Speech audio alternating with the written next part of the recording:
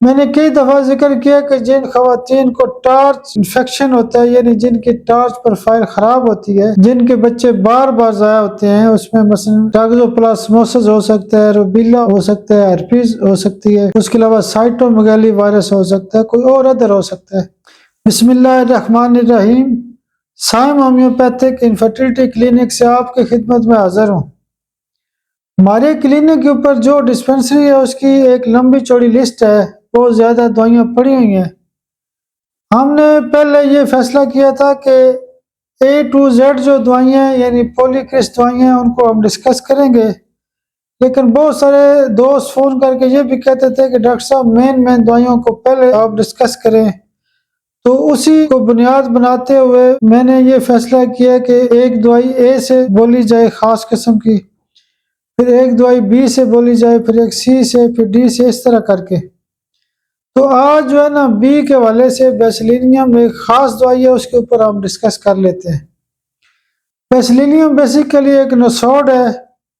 بیسلینیم کا جو سب سے زیادہ استعمال کیا جاتا ہے اس میں جو لنگز کے حوالے سے استعمال کی جاتی ہے۔ بہت سارے لوگ کہتے ہیں کہ ڈاکٹر صاحب میرے لنگز ویک ہے، مجھے سانس کا مسئلہ ہوتا ہے، مجھے کھانسی ہوتی ہے، مجھے ریشہ ہوتا ہے، تو ایسے تمام کیسز کے حوالے سے ہم بیسلینیم CM کی ایک ڈوز لازمی دیتے ہیں ایسے مریضوں کو۔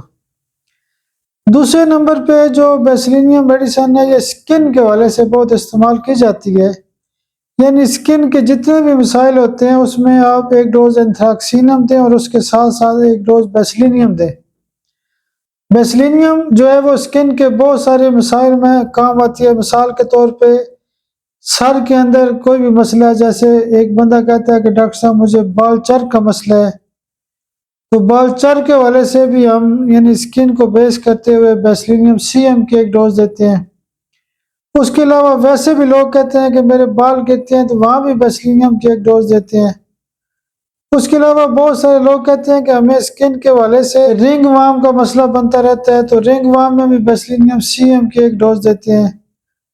اس کے علاوہ بہت سارے لوگ ہوتے ہیں کہ وہ کہتے ہیں کہ ڈاکٹر صاحب مجھے ایگزیما کا مسئلہ ہے، تو ایگزیما میں بھی اگر ہم باقی دوائیاں استعمال کرتے ہیں تو ایک ڈوز بیسلینیم لازمی دیتے ہیں۔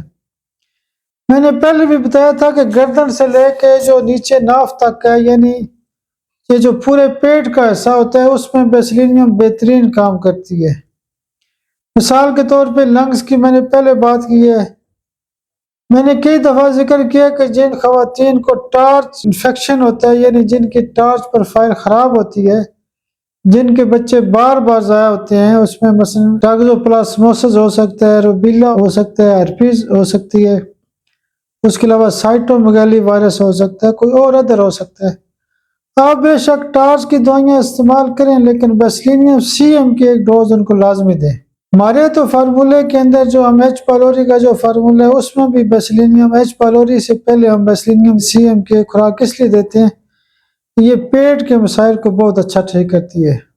بات ہو رہی تھی بیسلینیم کے فنکشن کے حوالے سے۔ بیسلینیم جو ہے وہ چونکہ میں نے بتایا تھا کہ پیٹ کے تمام مسائل کے اوپر اچھا کام کرتی ہے، تو ٹیوب بلاکج میں بھی یہ بہت اچھا کام کرتی ہے۔ ٹیوب بلاکج میں اس لیے استعمال ہوتی ہے کہ ان خواتین کی جو ٹیوب بلاک ہوتی ہے اس کی مرکزی وجہ یہ ہوتی ہے کہ کوئی نہ کوئی انفیکشن موجود ہوتا ہے، اسی کو بیس کرتے ہیں ہم بیسلینیم CM کی بھی ایک خوراک دیتے ہیں، اور باقی ٹیوب بلاکج کے حوالے سے جو بھی دوائیاں جیسے یوپیونم وغیرہ وہ آپ استعمال کر سکتے ہیں۔